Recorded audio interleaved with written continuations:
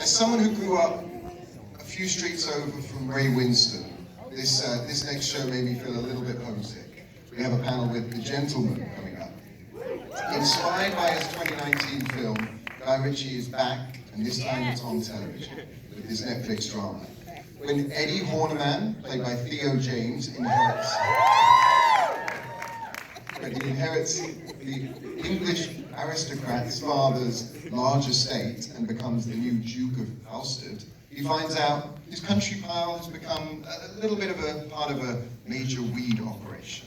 Scodelario plays Susie Glass, who runs her father's crime operation while he's in prison, and Daniel Ings plays Eddie's drug-addicted brother Freddie, who gets into a spot of bother, and if you've seen it, particularly when he's dressed as a chicken.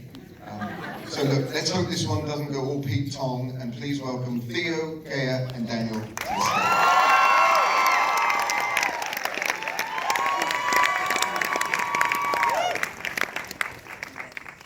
Before we get into it, let's take a gander at the clip.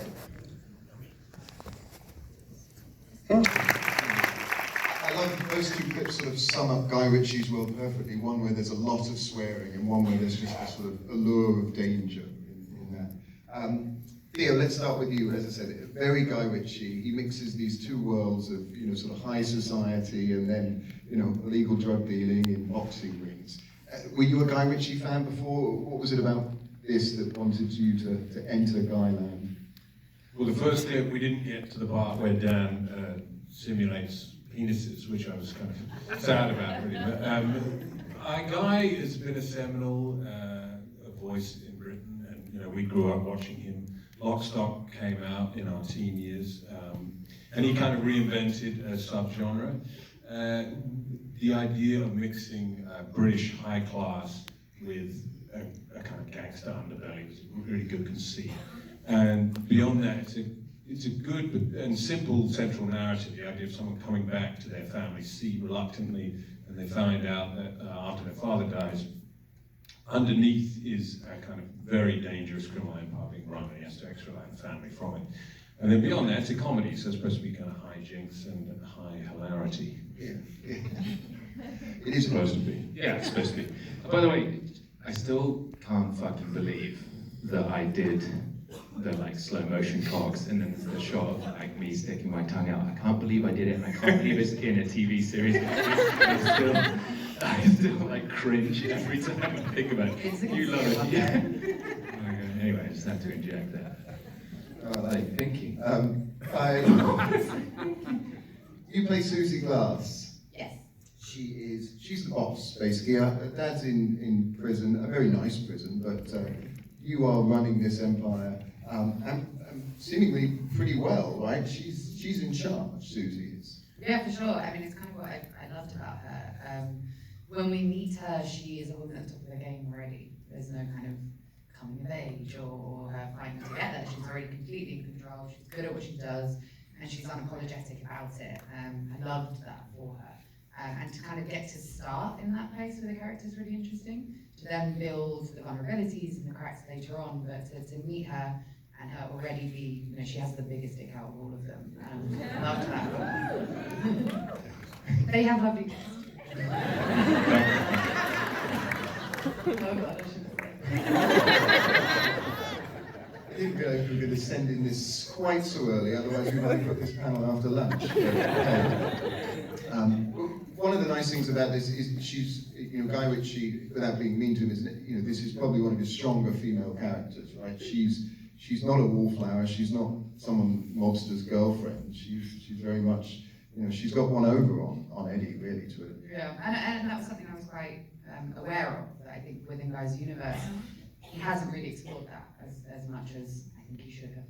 But he does with her, and I spoke to the showrunners when the part came up, and I wanted reassurance that she would continue to be in that position. We didn't have all the episodes at first, and I did have this fear that she may turn out to just be the wife or the girlfriend or something like that, and I was really adamant that if I wanted to do this, if I wanted to bring this character into this universe, that she should keep momentum and she should be strong throughout, not necessarily strong all the time.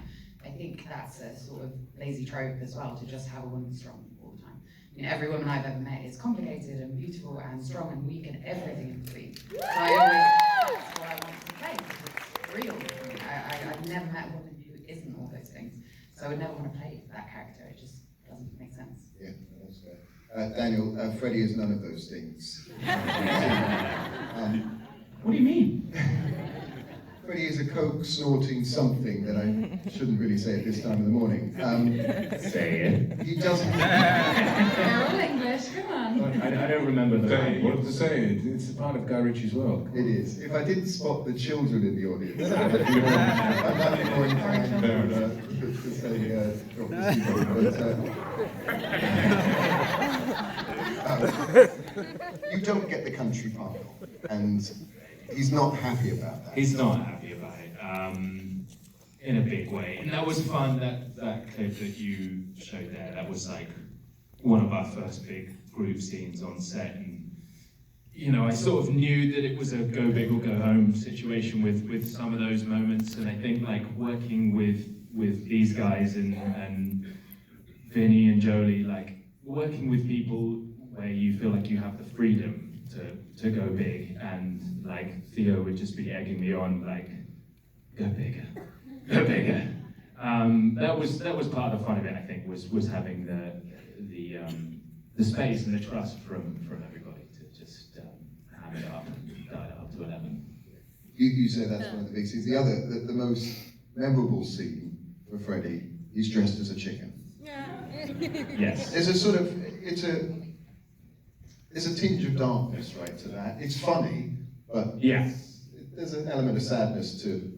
Well, Theo describes it as a chicken snuff porn movie. Sorry. But it kind of, we've said this before, but on the page it was a much more sort of goofy hijinks scene. It was, you know, I mean, it was just sort of dumb and silly. And I think partly it's the chicken costume itself is a thing of rare beauty, you know, like a handcrafted chicken suit. But I think that was Guy at his best, recognizing that for the stakes, for the thing to work, to care, it kind of has to be, you have to believe that this man has been shamed and just squished into a puddle of shit on the floor. And so again, it was fun. It was quite an intense day, wasn't it, that one? Yeah, look, they're still scarred. Yeah, it was fun. Theo, you talked about Guy's very specific tone. I guess it's a comedy, but you want to make sure it doesn't sort of head into farce, right? Especially with a scene like that.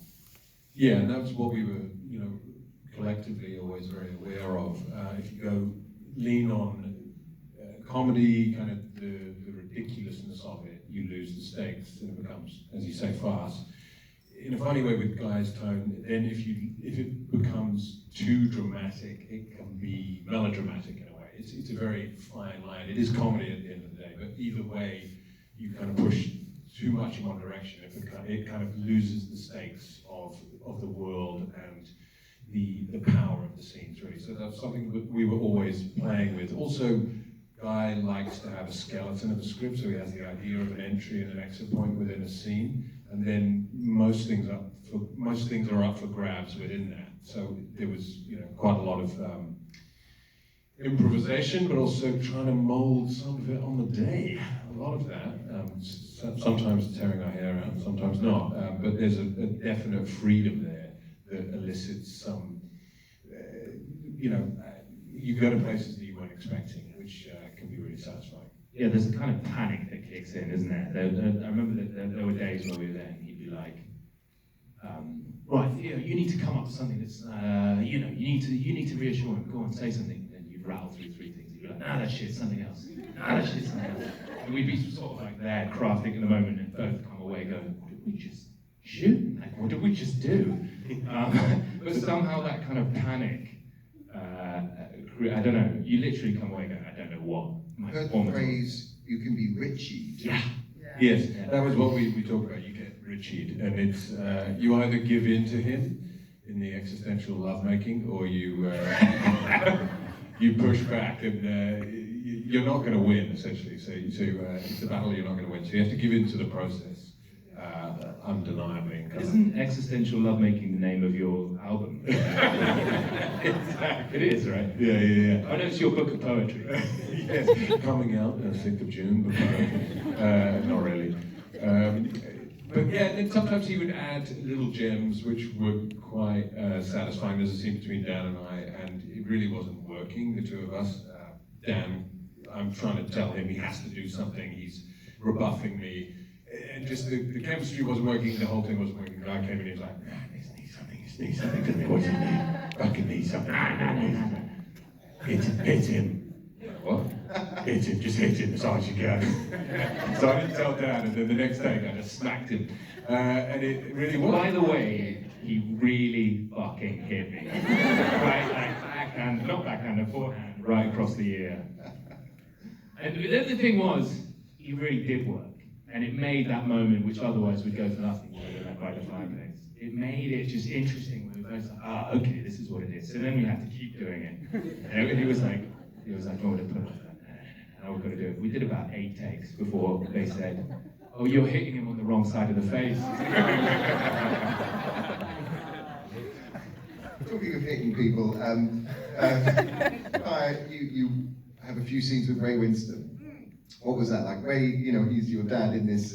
He's playing a hard man in a very, very nice prison, or at least the wing that he is in. Yeah. What was working? It was great. And for a long time, we didn't know who was going to play my dad. He was sort of one of the late castings. And I'd heard his name floated around, and I was like, "There's no way he's going to come to that. That'd be too amazing." And he did, and he turned up, and he's this big, hard man. He's got this foul voice and this huge intensity, but he's such a teddy bear. He's the loveliest human being, and we formed a bond very quickly, which is obviously very great and good for the process. And I felt safe enough to play with him and to kind of tug a war with him in the scenes, and going toe to toe with him. We have a scene towards the end of the season. Probably like my favourite day on the shoot, and one of my favourite days in my career. Thanks a lot. Yeah. I don't remember being in that scene. I was playing with the grown-ups that day.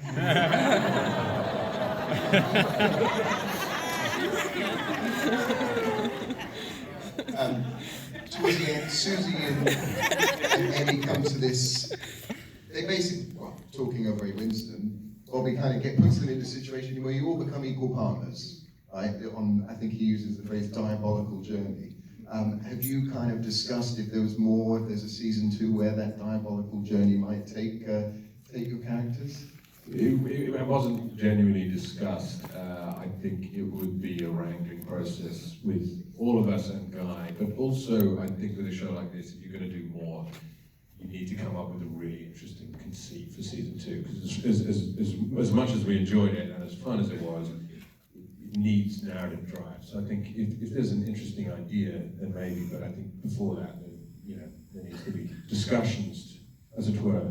Yeah. Okay. Well, I hope. It's always, it's the story, it's the character, and then it's what animal I would dress up as. Maybe in the Caribbean. Yeah. What animal would you like to be? And the weather. Have you thought about it? What animal would you like to be dressed up as? Well, You always like. it was 2 legs last time, wasn't it? So some sort of quadruped. It's a cow. Well, here's hoping Guy is listening. So thank you very much, Theo.